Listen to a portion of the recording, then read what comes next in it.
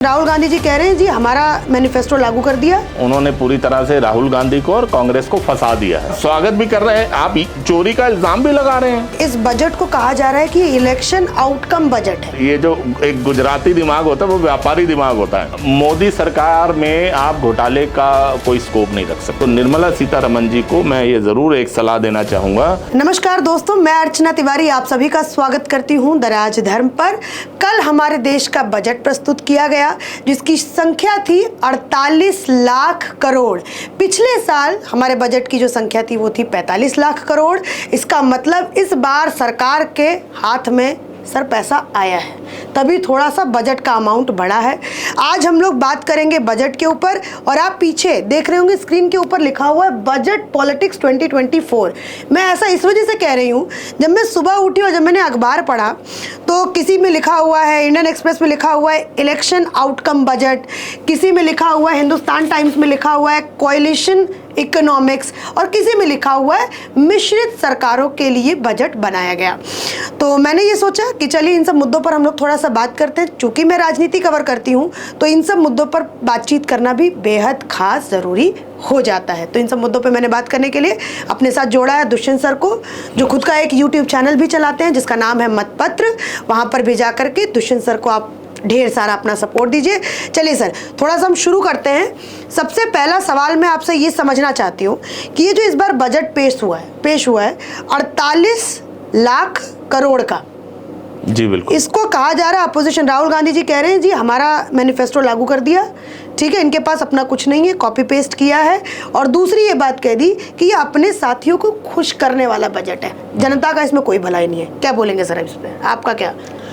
देखिए, राहुल गांधी को तो इस बजट के जो प्रावधान है उन्होंने पूरी तरह से राहुल गांधी को और कांग्रेस को फंसा दिया है। अच्छा, कारण क्या है कि इस बजट के जो प्रावधान हैं या जो कुछ योजनाएं मोदी सरकार ने इसमें अनाउंस की हैं, अच्छा, कांग्रेस का और राहुल गांधी का ही नहीं, खड़गे जी का भी बयान आया, पी चिदम्बरम का भी बयान आया कि इन्होंने हमारा मैनिफेस्टो चुरा लिया।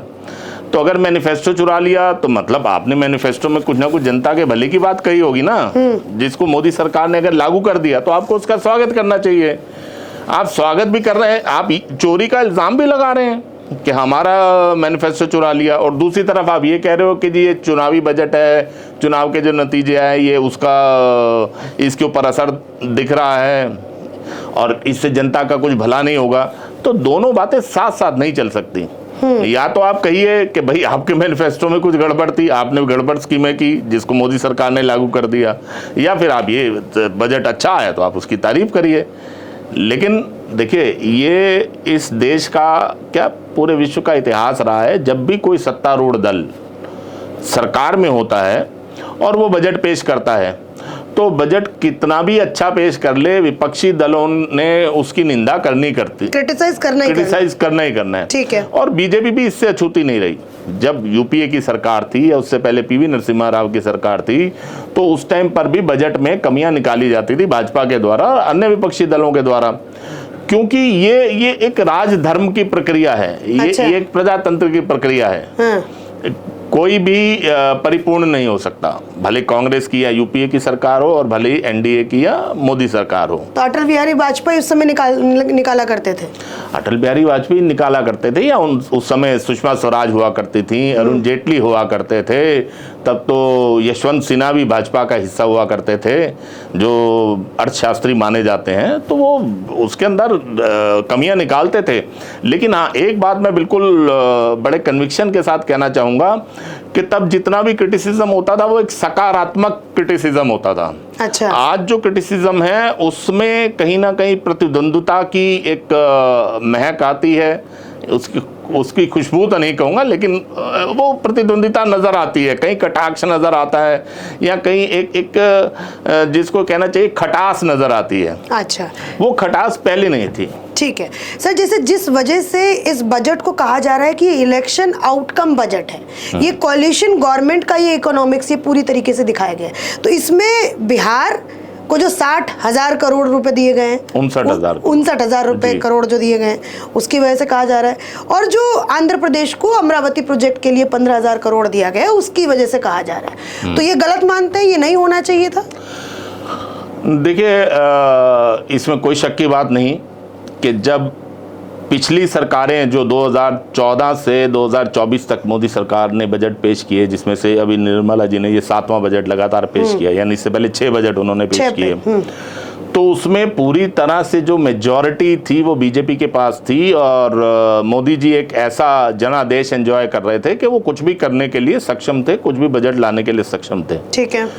तो स्वाभाविक रूप से अब जब गठबंधन की सरकार है और गठबंधन एक मेजॉरिटी लेकर आया है, तो गठबंधन धर्म निभाने के लिए अगर उन्होंने गठबंधन की सरकारों को या राज्यों को कुछ ज़्यादा विजिबल जो नज़र आ रहा है कि भाई वो उन्होंने उनको कुछ सौगात दी है और नियामत दी है, तो अच्छी बात है, इसमें क्या बुराई वाली बात है, मैं इसको बुरा नहीं समझता। और देखिए, जहाँ तक अगर आप बात करें आंध्र प्रदेश की राजनीति में अगर आप नज़र डालें तो वहाँ पर हैदराबाद, तेलंगाना और आंध्र प्रदेश की जॉइंट राजधानी हुआ करती थी जी। अभी रिसेंटली ही 5 साल वो पूरे हुए हैं और उसके बाद आंध्र प्रदेश को अपनी नई राजधानी बनाने की रिक्वायरमेंट अब खड़ी हुई है जी। तो जब वो रिक्वायरमेंट ही अब खड़ी हुई है तो केंद्र सरकार एक पेरेंटिंग ऑर्गेनाइजेशन होने के नाते या एक पेरेंटिंग बॉडी होने के नाते उसका फर्ज है कि आज उसके जिस भी सबऑर्डिनेट को या जिस भी स्टेट को कुछ एक्स्ट्रा अगर उसको बजट चाहिए और लेजिटिमेट है, वो डिमांड लेजिटिमेट है, तो स्वाभाविक रूप से एक पॉजिटिव एटीट्यूड दिखाते हुए केंद्र सरकार ने अगर 15,000 करोड़ रुपए अमरावती बनाने के लिए आंध्र प्रदेश को एलोकेट किए हैं तो उसमें क्या गलत है? कुछ गलत नहीं।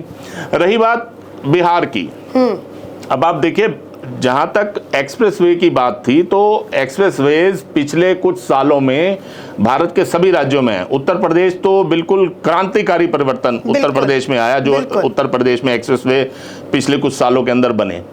तो बिहार कहीं ना कहीं उसमें बहुत पिछड़ा हुआ था।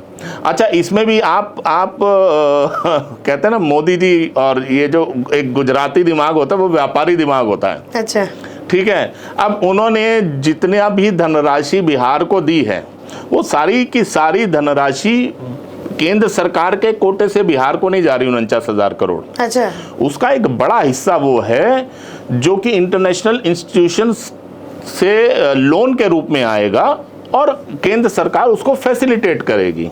इसको सर अच्छे से समझाइए, क्योंकि दर्शक भी समझना चाहेंगे कि ये पूरा माजरा क्या है। मतलब पूरा माजरा बड़ा सिंपल है जी, कोई रॉकेट साइंस इसके अंदर नहीं है। हाँ। कोई योजना ऐसी होती है जिसके अंदर केंद्र सरकार अपने कोटे से सीधा वो अनुदान के रूप में या सहायता के रूप में या राज्यों का जो शेयर होता है जी, उसके रूप में केंद्र सरकार राज्य सरकार को पैसा देती है। अच्छा, जबकि बिहार की जो एक्सप्रेसवेज की योजनाएं हो गई, नालंदा प्रोजेक्ट हो गया, बोध गया वाला प्रोजेक्ट हो गया, इसमें केंद्र सरकार अपना हिस्सा भी दे रही है, लेकिन उसका एक मेजर जो हिस्सा है वो लोन। देखिए, कोई भी योजना होती है उसके लिए बाहर से फंडिंग आती है जी।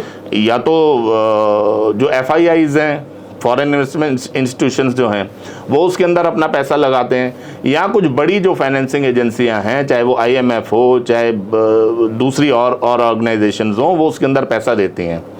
तो ऑब्वियसली वो पैसा केंद्र सरकार को दिया जाता है। केंद्र सरकार डिफरेंट प्रोजेक्ट्स के लिए उन योजनाओं के लिए अपनी एक गारंटी देती है किसी भी इंटरनेशनल ऑर्गेनाइजेशन को कि ये फंडिंग यहाँ पर चाहिए और हम इसके लिए स्टैंड बाय करते हैं, आप इस प्रोजेक्ट में पैसा लगाइए, अगर कुछ होगा तो पैसे की जिम्मेदारी केंद्र सरकार की होती है। ठीक है। तो वो जो बिहार की योजनाओं का अधिकांश हिस्सा है वो लोन के रूप में डिफरेंट फाइनेंशियल इंस्टीट्यूशन से आना है। वो केंद्र सरकार सीधा अपनी जेब से निकालकर बिहार को नहीं दे रही। तो मतलब बिहार को जो ये 59,000 करोड़ जो रुपए अलॉट किए गए हैं बजट में, तो मतलब इसका ज्यादातर जो हिस्सा है वो उसको कर्ज की तरह वो किसी ना किसी फाइनेंशियल इंस्टीट्यूशन से आएगा। अच्छा सर, तो मतलब ये बात भी है, क्योंकि अभी जैसे बिहार में लगातार सर 14-12 पुल गिरे हैं। वो जितने भी पुल गिरे हैं जी, उसमें से अधिकांश पुल 99% पुल तो लालू के राज में बने थे, लालू जी के राज में बने थे।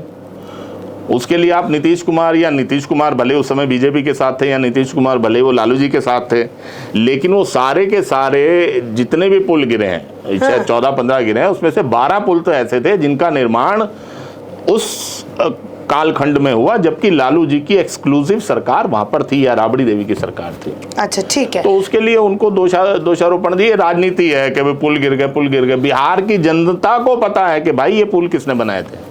ठीक है सर, तो मतलब मैं ये वापस पुल से मैं इधर आना चाहूंगी। फिर ये जो एक्सप्रेसवेज बनेंगी, जो वहाँ पे जो डेवलपमेंट होगा, जैसे बोध गया का डेवलपमेंट होगा, फिर गया का जो डेवलपमेंट होगा, तो उसके अंदर घोटाला की कमी हम लोग देख सकते हैं कि घोटाला चरम लेवल पर होगा। मोदी सरकार में आप घोटाले का कोई स्कोप नहीं रख सकते।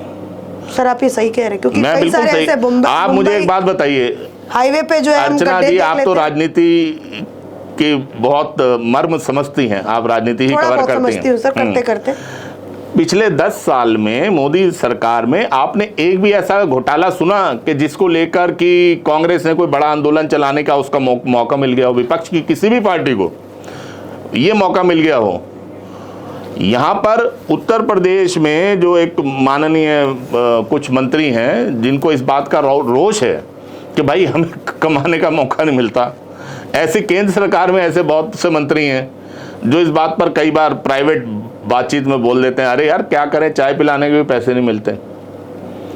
तो मोदी सरकार में घोटाला किए जाने का कोई चांस नहीं है, इस बात की तो कोई भी गारंटी दे सकता है। आज देखिए वही कारण है, देखिए मोदी जी का जो यूएसपी है, जो जनता का उनके ऊपर विश्वास है, वो विश्वास के जो डिफरेंट जो मापदंड हैं या जो डिफरेंट उसके पैरामीटर्स हैं, उसमें एक बहुत बड़ा पैरामीटर ये है कि देश की जनता को मोदी जी पर यह विश्वास है कि ये बेईमान नहीं है, ना तो ये खुद देश के विरुद्ध या कोई ऐसा घोटाला करेंगे और ना ही होने देंगे। बताइए सर, राम मंदिर में छत टपकने लगी और तमाम नहीं, गलत बात, छत टपकने लगी है, बिल्कुल गलत बात है। कहीं वहां पर छत टपकने का राम मंदिर में जो सड़क पे जो गड्ढे हो गए सर, वो अयोध्या में बिल्कुल अयोध्या का घोटाला जो पत्रकार है वो सब खुल करके बता रहे हैं। नहीं, देखिए एजेंडा धारक पत्रकार कुछ भी कहें, मैं पत्रकारिता का सम्मान करता हूं, खुद भी पत्रकारिता के उसमें हूं, तो मैं ये कहना चाहूंगा कि भाई पत्रकार अगर अपनी कोई भी निजी निष्ठा रखते हैं वो जरूर रखें,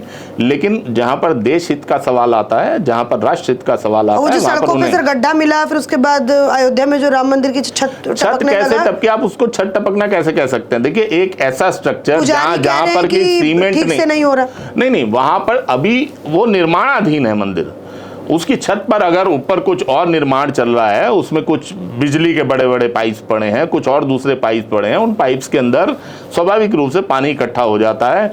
जब उसको निकाला गया तो वो पानी जो नीचे मंदिर में टपका, लेकिन उसका मतलब ये नहीं था कि मंदिर की छत टपकने लग गई। ठीक है सर, हम अपने टॉपिक पर वापस आप विषयांतर कर रहे हो, आप बजट पर चर्चा कर रहे हो। मैं बजट पर आती हूँ सर, क्योंकि बहुत सारी चीजें ऐसी होती है जो दिमाग में आ जाती है, तो मैंने सोचा साथ साथ आपसे बात करते। देखिए मैं आपको एक बात बता दूं, ये बजट बहुत ही साहसिक बजट है।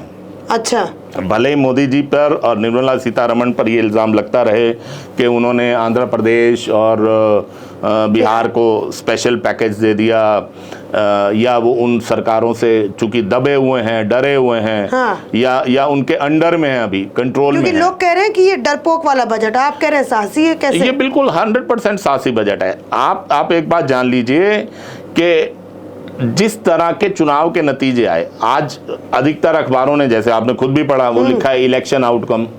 आप इसको इलेक्शन आउटकम कैसे कह सकते हो? अगर इलेक्शन आउटकम बजट ये होता जी, तो जो इनकम टैक्स स्लैब है, सबसे पहला राहत मिडिल क्लास को वहां पर दी जाती। वो 3 लाख को 5 लाख भी किया जा सकता था, 10 लाख भी किया जा सकता था, लेकिन वो नहीं किया गया। उसमें कुछ खास उसमें कोई जो उनका शुरू से प्राइम फोकस रहा इंफ्रास्ट्रक्चर को मजबूत करने का, जो कैपिटल एक्सपेंसेस हैं, जो उसके ऊपर जो उनका जोर रहा इस सरकार का पहले साल से, वही कार्यक्रम अभी तक निर्बाध रूप से चलता आ रहा है और वही इस बजट में भी परिलक्षित होता है।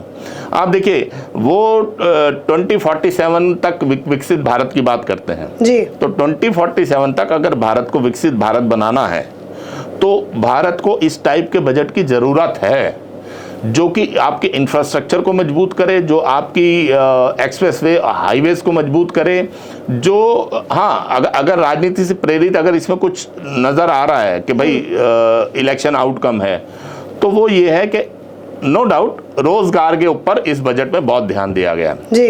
जिस तरह से इन्होंने कहा है कि भाई उसके लिए स्पेशल एलोकेशन होंगे और इंटर्नशिप के लिए डिफरेंट पैकेज रहेगा, 5,000 रुपये दिए जाएंगे। देश की शीर्षस्थ जो 500 कंपनियां हैं उसके अंदर आने वाले 5 सालों में 4 करोड़ के लगभग युवाओं को रोजगार मिलेगा, इंटर्नशिप करने को मिलेगी और उनको स्टाइपेंड मिलेगा। ये सब बातें आप इसको राजनीति से या चुनाव के आउटकम से जोड़ सकते हो। कभी चुनावों के दौरान चूंकि एक बहुत बड़ा एक नैरेटिव चला, बेरोजगारी है, राहुल गांधी ने भी बोला, बाकी विपक्षी पार्टियों ने भी बोला, तो बेरोजगारी को दूर करने के लिए एक बहुत बड़ा स्टेप सरकार ने लिया है। इसको आप चाहे इलेक्शन आउटकम बजट कहें या कुछ भी कहें, लेकिन ये अपने आप में एक साहसी कदम है, क्योंकि आप देखिए सरकार ने प्राइवेट सेक्टर को इसमें भागीदार बनाया है।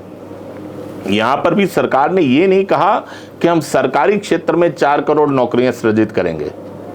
यहां पर सरकार ने ये कहा है कि वो इस तरह का 500 जो टॉप कंपनीज हैं भारत की जी, तो ऑब्वियसली सरकार उन कंपनियों के साथ बैठेगी, उनके साथ बातचीत करेगी, उनके साथ कुछ रूल्स एंड रेगुलेशंस तय करेगी।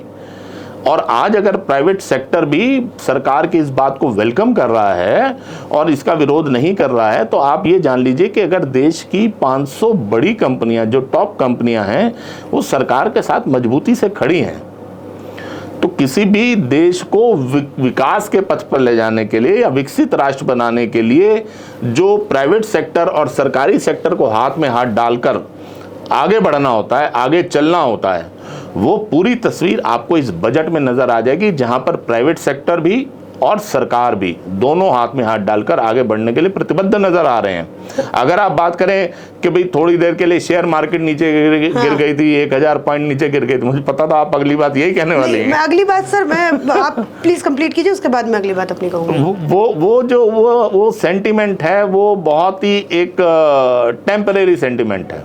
आप देखेंगे मार्केट भी रिकवर कर जाएगी और जो लग रहा है कि स्मॉल टाइम इन्वेस्टर के ऊपर इन्होंने जो कैपिटल गेन टैक्स और बाकी सब टैक्सेस का बोझ डाला है, हाँ, उसके बावजूद भी जो स्मॉल टाइम इन्वेस्टर है वो इस मार्केट के साथ, स्टॉक मार्केट के साथ जुड़ा रहेगा, क्योंकि किसी भी बैंक से ज्यादा मुनाफा आज भी उसको यहाँ पर नजर यहाँ पर आता है। सर आपने अभी कहा कि रोजगार को लेकर जिस तरीके से इस बजट में मतलब खास ध्यान दिया गया है रोजगार को लेकर के कि 4 करोड़ रोजगार ये सृजित करेंगे प्राइवेट सेक्टर्स में। जी बिल्कुल। तो एक इन्होंने मतलब वो मुझे बात थोड़ी सी समझनी है आपसे कि जैसे मान लीजिए जो बच्चे हैं उनको स्किल करेगी, मतलब कैसे क्या स्किल करेगी, क्या ऐसे प्रोग्राम स्किल तो करेगी। आप देखिए ना, ये हाँ, मैंने कुछ पॉइंट्स नोट किए हुए हैं, मैं पढ़ना चाहूंगा। इसमें आप देखिए कौशल प्रशिक्षण, 20 लाख युवाओं को कौशल प्रशिक्षण दिया जाएगा अगले 5 सालों में। ठीक है।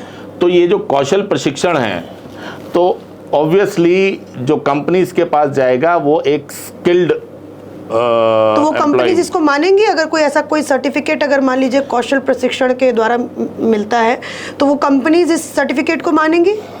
बिल्कुल मानेगी। कहीं ना कहीं देखिए एक कॉमन प्लेटफॉर्म पर आकर सरकार और प्राइवेट सेक्टर और उन टॉप 500 कंपनीज को खड़ा होना ही होगा। फिर उसके बाद जो है ये रोजगार जो है वो सृजित 4 करोड़ रोजगार जो 4 करोड़ रोजगार आने वाले 5 सालों में सरकार देगी।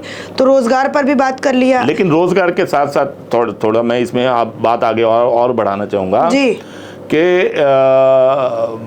मतलब ये सरकार सिर्फ यही नौकरियां ही सृजित नहीं कर रही, वो युवाओं को बहुत ज़्यादा प्रोत्साहन दे रही है कि भाई आप अपना भी कोई काम धंधा करो, छोटा मोटा काम धंधा ही करो। क्योंकि आप देखिए मुद्रा लोन वाला जो पैकेज था, जो पहले 50,000 से शुरू होकर 10 लाख तक जाता था, उस पैकेज को या उस लोन के अमाउंट को उन्होंने 10 से सीधा 20 लाख तक बढ़ाया है।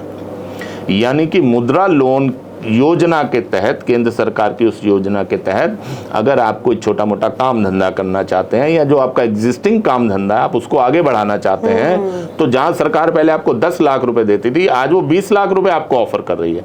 20 लाख रुपए आज भी एक ऐसा अमाउंट है कि अगर कोई युवा किसी भी फील्ड में अगर वो अपना रोजगार बनाना चाहता है या कोई ऐसी गृहिणी फॉर एग्जाम्पल घर से ही मान लीजिए वो पापड़ चटनी और अचार बनाना चाहती है कि जी मैं घर घर जाके मैं बहुत बढ़िया, मेरे पास स्किल है, मैं बढ़िया अचार बनाकर बेच सकती हूँ, तो सरकार उसको कहती है आइए आप बैंक के पास आइए, हम आपको मुद्रा लोन देते हैं, अगर कोई युवा ये कहता है कि मैं कोई कुरियर कंपनी चलाना चाहता हूँ, या अभी जैसे आजकल एक नया कॉन्सेप्ट पिछले कुछ समय से डेवलप हुआ है, कुरियर के साथ साथ पोर्टर सेवा।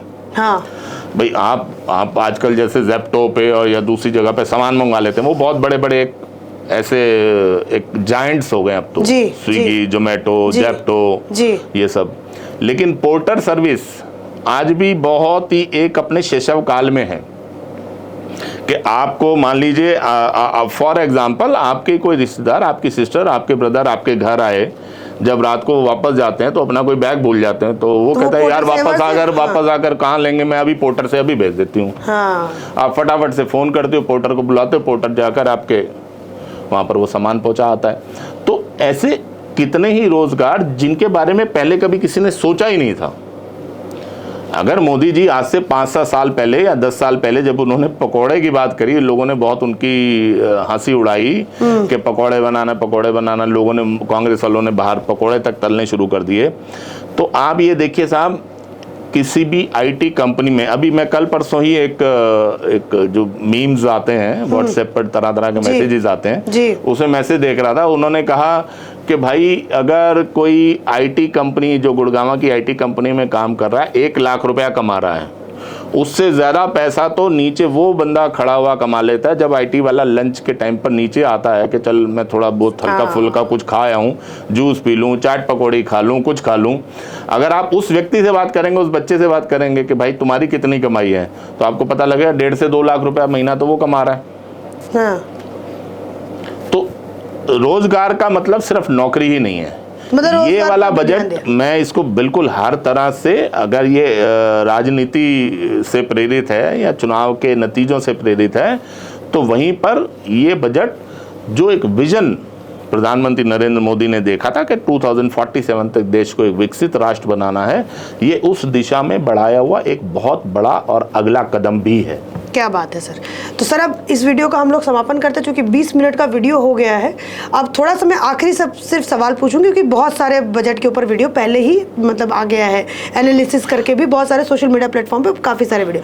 आखिरी सवाल ये पूछूंगी, जैसे अब आने वाले जो साल है, मतलब जो 24 कह लीजिए, 25 कह लीजिए, काफ़ी इलेक्शंस हैं अभी। जैसे 3 राज्य में तो लगे इलेक्शंस है, चाहे झारखंड, हरियाणा, महाराष्ट्र। तो क्या ये जो राज्य, इनको भी देख करके इस बजट में कुछ उनको भी देखा गया है और उन स्टेट्स को?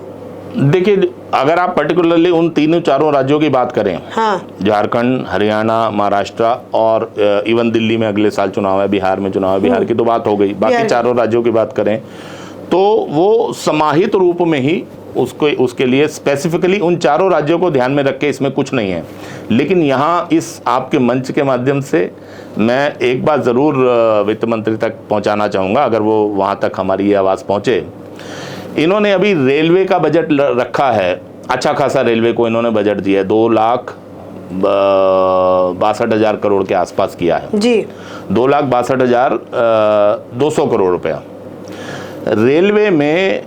देखिए क्या होता है, जब आप राजनीति में हैं तो ऑब्वियसली आप चुनाव को ध्यान में जरूर रखना चाहिए। बिल्कुल। अगर आप देश की तरक्की को आपने फोकस किया है तो कहीं ना कहीं आपको अपने वोटर, जो आपका कमिटेड वोटर है, उसको भी आपको फोकस करना चाहिए। तो निर्मला सीतारमण जी को मैं ये ज़रूर एक सलाह देना चाहूँगा कि जो वरिष्ठ नागरिकों को रेलवे टिकट में छूट मिला करती थी, उसका टोटल अमाउंट कुल मिलाकर देश भर में भी देखें 200 करोड़ भी नहीं होगा। आप 80 करोड़ लोगों तक भोजन, निःशुल्क भोजन पहुंचा रहे हैं, उनको अनाज दे रहे हो। आप 2,62,200 करोड़ रुपया रेलवे को आवंटित किया। अगर उस 2,62,200 करोड़ में सिर्फ आखिरी वाले 200 करोड़ हटा दोगे तो उन लोगों को वो छूट मिलना फिर से शुरू हो जाएगी। तो ये केंद्र सरकार के लिए, मोदी जी के लिए, निर्मला सीतारमण जी के लिए, भाजपा के लिए, सबके लिए एक बहुत बड़ा बूंद साबित होगी। कारण क्या है कि जो रिटायर्ड लोग हैं वो ओपिनियन मेकर्स होते हैं। सही बात है। क्योंकि मैं इसको राजनीतिक चश्मे से देख रहा हूँ, इसलिए मैं ये सलाह ज़रूर देना चाहूँगा कि रेलवे वाले जो एक छूट वरिष्ठ नागरिकों को दी जाती थी, उस छूट को दोबारा से चालू किया जाना चाहिए। तो ये हमारा एक 20-22 मिनट का एक छोटा सा वीडियो था, जिसमें सर ने बताया कि कैसे ये जो बजट है वो एक साहसी बजट है, क्योंकि लोग इसको दूसरी तरफ कह रहे हैं कि ये डरपोक वाला बजट है। ये जो दूसरी जो पार्टी अलाई पार्टी है उनको ध्यान में रखते हुए बजट को पेश किया गया है। लेकिन दुष्यंत सर का मानना है कि ये जो बजट है वो एक साहसी बजट है। भारत को जो प्रधानमंत्री नरेंद्र मोदी जी का सपना है कि 2047 तक विकसित भारत बनाना है, उसको लेकर के ये एक कदम जो है वो सर बता रहे हैं। और तीसरी बात सर ने कही कि अगर ये बजट मतलब डरपोक बजट होता तो इसमें सबसे पहले जो छूट होती वो मिडिल क्लास को मिलती, टैक्स स्लैब में थोड़ी बहुत छूट मिलती, जो ऐसा कुछ हमें इस बजट में देखने को नहीं मिला है। तो इसी के साथ इस वीडियो का मैं समापन करती हूँ। आशा करूंगी कि थोड़े बहुत जो 2-4 पॉइंट्स आप लोगों के मन में जो बात रह गई होगी वो सारी बातें आपकी इस वीडियो को देखने के बाद क्लियर हो गई हो। धन्यवाद।